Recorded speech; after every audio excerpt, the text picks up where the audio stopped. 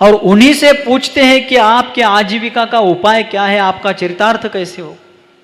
और तब सारी प्रजा नाभिराज महाराज को लेकर के आदिनाथ स्वामी के पास पहुंचती है। वृषभदेव महाराज, राजा वृषभदेव के पास पहुंचती है।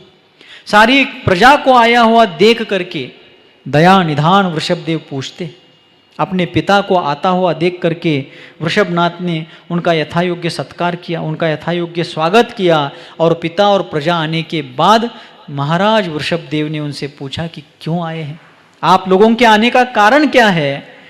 तब महाराज नाभिराज ने कहा कि हे वृषभदेव, ये सारी प्रजा आपके पास कुछ समस्याएं लेकर के आई है और आप इनकी समस्याओं का समाधान कीजिए।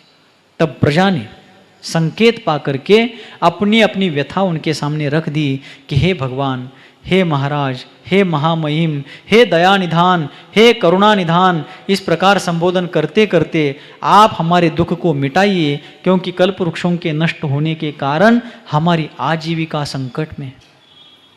तब अवधि ज्ञान के धारक उन वृषभेश्वर ने विदेह क्षेत्र में कर्म भूमि के मनुष्य अपना चरितार्थ कैसे चलाते, क्योंकि विदेह क्षेत्र में दक्षिण कुरु, देव कुरु और उत्तर कुरु में भोग भूमि है, लेकिन बाकी सारे विदेह क्षेत्र में कर्म भूमि के माध्यम से व्यवस्था चलती है। तो कर्म भूमि के मनुष्य अपना चरितार्थ कैसे चलाते हैं, इस बात को अवधि ज्ञान से जाना। उसी घटना का उल्लेख स्वयंभू स्तोत्र में समंत भद्र आचार्य देव ने आदिनाथ भगवान की स्तुति में करते हुए कहा, प्रजापतिर्यः प्रथमं जिजीविषु शशास कृष्यादिषु कर्मसु प्रजा। उन्होंने क्या किया, भगवान वृषभदेव प्रजापति थे, प्रजा के पालनहार थे। अवधि ज्ञान से उन्होंने विदेह क्षेत्र के लोग किस प्रकार चरितार्थ करते हैं उसको जान लिया। वहाँ पर असी मसी कृषि विद्या वाणिज्य और शिल्प, इन साधनों के माध्यम से लोग चरितार्थ करते हैं। इस बात को जान करके फिर उन्होंने आई हुई प्रजा को खेती कैसे करते हैं, बीज कैसे बोते हैं, गन्ने का किस प्रकार वहाँ पर बीजारोपण करते हैं, नाना प्रकार की फसलें कैसे ली जाती हैं, शिल्प कला के सैकड़ों प्रकार सिखाए, गणित आदि विद्याओं को बताया सिखाया, और प्राणियों के साथ किस प्रकार अपना व्यवहार होना चाहिए, हिंस्र प्राणियों से अपनी रक्षा कैसी करनी चाहिए, पालतू प्राणियों को पाल करके उनसे अपना भरण पोषण कैसे करना चाहिए, गांवों की रचना, नगरों की रचना, महलों की रचना, घरों की रचना किस किस प्रकार होती है, ये सारा ज्ञान उनको बताए। और फिर प्रजा आनंदित होकर के घर चली जाती है। आगे 63 लाख पूर्व वर्ष तक उन्होंने राज्य किया। और फिर एक दिन सौधर्म इंद्र को चिंता निर्माण हुई कि भगवान की टोटल आयु राज्यकाल करते करते गृहस्थ जीवन में जीते जीते 83 लाख पूर्व हो चुकी है, मात्र 1 लाख पूर्व की आयु बची है। अब ये दीक्षा लेंगे कब, धर्म तीर्थ का प्रवर्तन करेंगे कब, मोक्ष मार्ग का उपदेश देंगे कब, इनको वैराग्य कैसे होगा। तब अवधि ज्ञान से जानने पर सौधर्म इंद्र को पता चला कि स्वर्ग में देवलोक में जो नीलांजना नाम की देवी है, उसका नृत्य देखते देखते उसकी होने वाली अकस्मात मृत्यु से इन वृषभनाथ महाराज को वैराग्य होने वाला। आपण ने पंचकल्याणक में वो सब देखा है, बघितलंय का नाही। महाराज आमचं लक्ष फक्त मांडवाकडं आणि कशाकडं, यान पूंजायतु हेंता हंद्रा किरू ऊटा विना कैद नाथ होगवात नाही। त्या कल्याणकातल्या सगळ्या गोष्टी बघितल्या पाहिजेत। और फिर नीलांजना का नृत्य चल रहा था, सभी लोग सभा में बैठे हुए देख रहे थे, लेकिन अकस्मात आयु समाप्त होते ही नीलांजना की मृत्यु हुई। वो देवलोक की थी, इसलिए उसकी मृत्यु के बाद उसका शरीर कपूर की तरह उड़ गया। लेकिन सौधर्म इंद्र ने तत्काल उसके जैसी दिखने वाली दूसरी देवी वहां नृत्य के लिए प्रस्तुत की। बाकी सभासदों को कुछ भी ध्यान में नहीं आया, वो नृत्य देखने में तत्पर थे। लेकिन सूक्ष्म ज्ञान के धारी वृषभनाथ महाराज को यह ध्यान में आया कि नीलांजना नाम की उस देवी की मृत्यु हुई है, उसी के जैसे दिखने वाली ये दूसरी देवी। संसार की क्षणभंगुरता, जीवन की नश्वरता देखते ही उनको ध्यान में आया कि मेरा भी जीवन बहुत सा बीत गया है, थोड़ा सा बचा है, अभी बहुत बड़ा पुरुषार्थ करना है। मुझे दीक्षा लेकर के आत्म कल्याण के साथ साथ संसार में भटकने वाले और दुख से छूटने के लिए तड़फड़ने वाले, छटपट आने वाले प्राणियों को मोक्ष मार्ग बताना है। ये ध्यान में आते ही संसार की क्षणभंगुरता, शरीर की क्षीणता और साम्राज्य की जीर्ण तृण के समान नश्वरता ध्यान में आने के बाद उन्होंने 12 अणुप्रेक्षाओं का चिंतन प्रारंभ किया। उसी समय पांचवें ब्रह्म स्वर्ग के लौकांतिक देव आकर के उनके वैराग्य की प्रशंसा करते हैं, स्तुति करते हुए चले जाते हैं। और भगवान वृषभदेव, राजा अवस्था वाले भगवान वृषभदेव, सौधर्म इंद्रादि के द्वारा लाई हुई पालकी में जाकर बैठते हैं। उसके पहले उन्होंने परिजन पुरजनों के साथ अपने दीक्षा का अभिप्राय बता करके उनकी अनुमोदना ली। लोगों ने बहुत भारी हृदय से, दुखी हृदय से उनके दीक्षा की अनुमोदना की, क्योंकि ऐसे महान व्यक्ति जो आज तक हमारे बीच में थे, अब वे छोड़कर चले जा रहे। भले अच्छा काम करने जा रहे हैं, लेकिन अब उनका वियोग सहन नहीं होगा, इसलिए लोग दुखी हुए थे। लेकिन सबकी अनुमोदना लेकर के उसके बाद सौधर्म इंद्र ने उनका राज्य दीक्षाभिषेक किया। उसी दौरान उन्होंने भरत को अयोध्या का राज्य दिया, बाहुबली को पोदनपुर का राज्य दिया, और भी पुत्रों को राज्य बांट करके दिया। ब्राह्मी सुंदरी वगैरह को पहले उन्होंने अनेक प्रकार के ज्ञानों से विभूषित किया था। आगे जा करके उन्होंने तुरंत दीक्षाभिषेक के बाद देवों के द्वारा लाई हुई पालकी में स्वयं को बिठा लिया, और फिर भूमि गोचरी मनुष्यों ने 7 कदम तक पालकी उठाई। विजयार्ध पर्वत पर रहने वाले विद्याधर मनुष्य 7 कदम पालकी लेकर के चलते हैं, और उसके बाद 15वें कदम से लेकर दीक्षा भूमि तक, दीक्षा के स्थल तक सौधर्म इंद्रादि देव लोग उनकी पालकी आकाश मार्ग से लेकर जाते हैं। आजकल पंचकल्याणकों में मनुष्यों में और देवों में जो विवाद होता है वो दिखाते हैं, वास्तव में वो सत्य नहीं है। ऐसा विवाद होता नहीं है। बीच के इन कलाकारों ने और कुछ लोगों ने ये सब इस प्रकार की स्क्रिप्ट तैयार की है। वास्तव में तीर्थंकरों की उपस्थिति में कभी भी कोई विवाद नहीं होता है। और फिर वे दीक्षा वन के लिए चले जाते हैं, और दीक्षा लेने के लिए जहाँ जाते हैं, गंगा नदी के तट पर जहाँ पर तिलक नाम का उद्यान था, वहाँ जाकर के उन्होंने सिद्ध साक्षी से, आत्म साक्षी से सारे वस्त्राभूषणों का त्याग करके नमः सिद्धेभ्यः कहते हुए पंचमुष्टि के श्लोच कर लिया, और निर्घ्रंथ दिगंबर जैनेश्वरी भगवती मुनि दीक्षा का संकल्प धारण किया। रत्नत्रय धर्म के आराधक बने। तब से उस स्थान का नाम पड़ा प्रयाग। क्या नाम पड़ गया? हम लोग प्रयाग को किस नाम से, किस कारण से जानते हैं? 2 कारणों से। पहला कारण, गंगा, यमुना और सरस्वती, इन 3 नदियों का त्रिवेणी संगम होने के कारण जानते हैं। और दूसरा कारण, हर हर गंगे वहां पर जो कुंभ मेला लगता है, उस कारण से लोग जानते हैं। लेकिन उससे भी बढ़ा, ये कुंभ मेला तो अभी लगता है, लेकिन अध्यात्म का अमृत कुंभ जिनके हृदय में भर चुका था, ऐसे भगवान वृषभ देव ने जहाँ पर दीक्षा ली, जहाँ पर प्र यानी श्रेष्ठ, याग यानी त्याग किया, इस कारण से उस क्षेत्र का नाम प्रयाग पड़ा है। ये इस प्रयाग का इतिहास है, श्रमण संस्कृति का गौरवशाली इतिहास है। जैनों को मालूम भी नहीं है। प्रयाग का नाम प्रयाग इसलिए पड़ा क्योंकि प्र यानी श्रेष्ठ, याग यानी त्याग। आदिनाथ भगवान ने इस युग का सर्वश्रेष्ठ त्याग सबसे पहले उस भूमि पर किया था, इसलिए उस जगह का नाम पड़ा प्रयाग। और फिर उनके पंचमुष्टि करके उखाड़ कर फेंके गए बालों को सौधर्म इंद्र ने रत्न पिटारे में भर करके अपने मस्तक पर लिया। आदर्श तीर्थंकर के बाल देखिए, उनका पुण्य, उनके शरीर के एक एक अंग उपांगों का कितना अतिशय। आज हमारे हाथ में एक आध बाल आ जाता है तो हम खड़े के बैठ जाते हैं।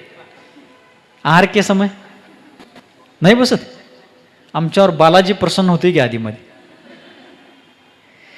सामान्य मनुष्य का बाल यदि आहार लेने वाले पात्र के हाथ में आ जाए तो खड़े के खड़े पात्र नीचे बैठ जाते हैं, लेकिन वहां पर तीर्थंकरों के पंचमुष्टि के केश सौधर्मिंद्र रत्न के पिटारे में रख करके अपने मस्तक पर लेते हैं और क्षीर समुद्र में उसको विसर्जित कर देते हैं।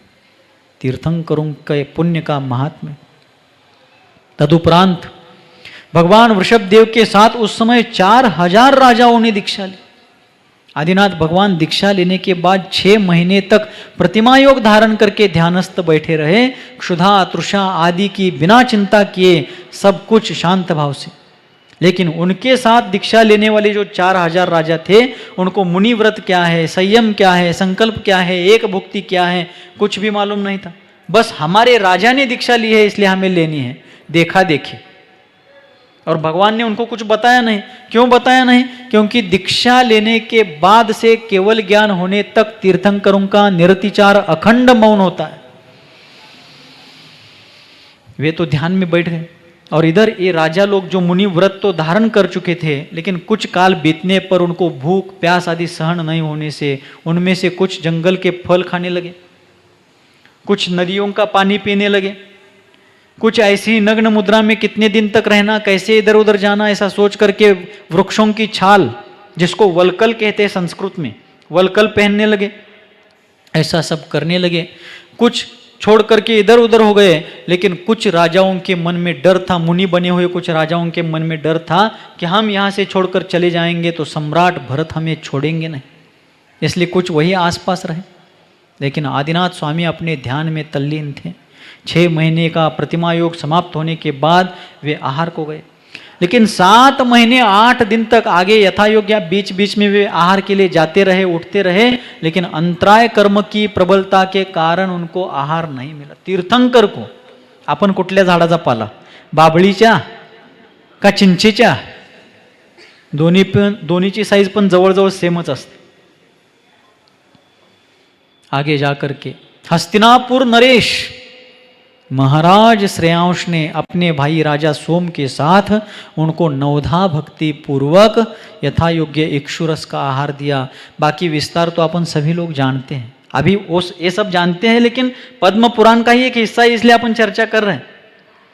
और फिर आगे जाकर के 1000 वर्ष के दीर्घ तपस्या, उग्र तपस्या के बाद भगवान वृषभदेव को केवल ज्ञान की प्राप्ति हो गई, सर्वज्ञता की प्राप्ति हो गई। तब सौधर्म इंद्र की आज्ञा से धनपति कुबेर इंद्र ने उनके 12 योजन विस्तार वाले समोशरण की रचना की। आदिनाथ भगवान के समोशरण का व्यास कितना था? समोशरण गोल आकार के होते हैं, उनके समोशरण का व्यास कितना? 12 योजन। 1 योजन यानी 12 किलोमीटर। 1 योजन म्हणजे किती? 12 किलोमीटर। 12चा वर्ग 144 किलोमीटर। किती किलोमीटर? म्हणजे इथं जर ते समोशरणाचा एक किनारा असेल तर दुसरा किनारा साताऱ्याच्या पलीकडं, जवळजवळ शिरवळ जवळ। कळा लागले काय? असली मोठी सभा।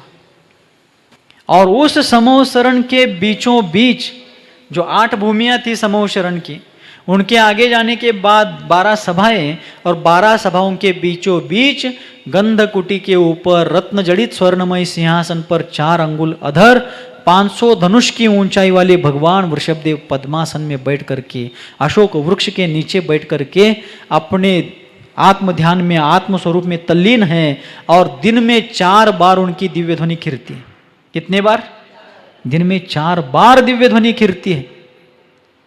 तीर्थंकरों के पीछे जो अशोक वृक्ष हैं, कि कोई भी तीर्थंकर हो, उनकी अपनी अपनी जितनी ऊंचाई होती है उससे 12 गुना ऊंचा वो अशोक वृक्ष होता है।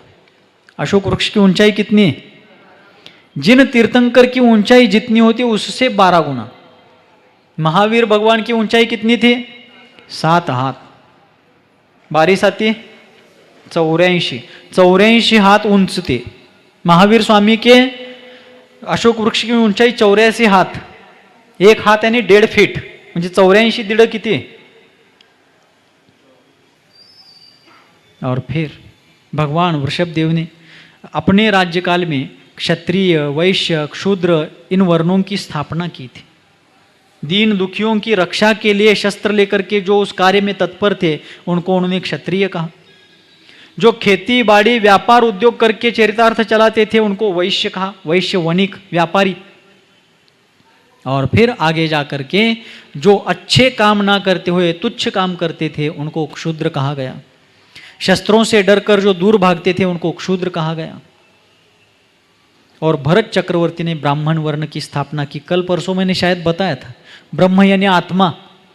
जो ब्रह्म यानी आत्मा के उपासक है, रत्नत्रय के आराधक है, वे ब्राह्मण है। इस अर्थ में उन्होंने ब्राह्मण वर्ण की स्थापना की थी। ब्राह्मण कोई धर्म नहीं है, कोई जाति नहीं है, वो एक वर्ण व्यवस्था है। इस प्रकार वर्ण व्यवस्था हो गई।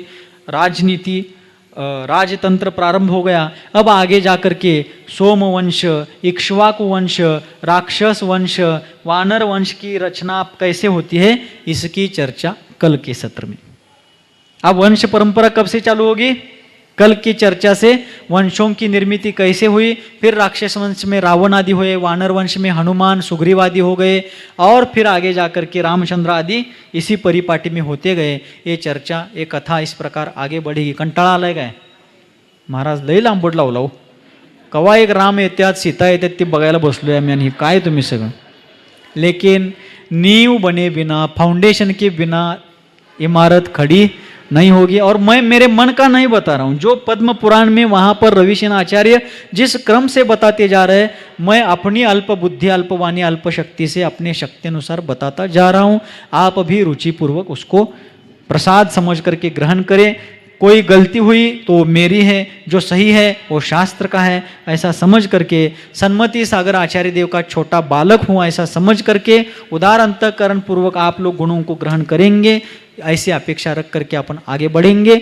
अब कल राक्षस वंश की स्थापना कैसे हुई, सोमवंश आदि कैसे निर्माण हुए, ये सब चर्चा अब कल से प्रारंभ होगी। इस प्रकार यह राम कथा सुनते सुनते हम भी आत्म राम को प्राप्त हुए, ऐसी मंगलमय भावना के साथ जिनके हृदय रूपी पद्म सरोवर से विश्वव्यापी वात्सल्य की लोक कल्याणकारिणी धर्मगंगा सर्वजन सुखाय और सर्वजन हिताय इस लोकोत्तर भावना से निरंतर और निर्व्याज रूप से बहती है, जो वर्तमान धर्मतीर्थादि नायक भगवान सन्मतिनाथ के लघुनंदन हैं, जो चारित्र्य चक्रवर्ती आचार्य शांति सागर जी महामुनिराज की मूल संघ आचार्य परंपरा के आभूषण स्वरूप हैं, जिनका जीवन मानवता का मानदंड और उदारता का उदाहरण है, मूलाचार ही जिनका साधन है और समय सार ही जिनका साध्य है, जो धर्मरथ के समर्थ सारथी हैं, संसार समुद्र में डूबने वालों के लिए जो अभेद्य धर्मनव का समान है, अज्ञान मिथ्यात्व के अंधकार में भटकने वालों के लिए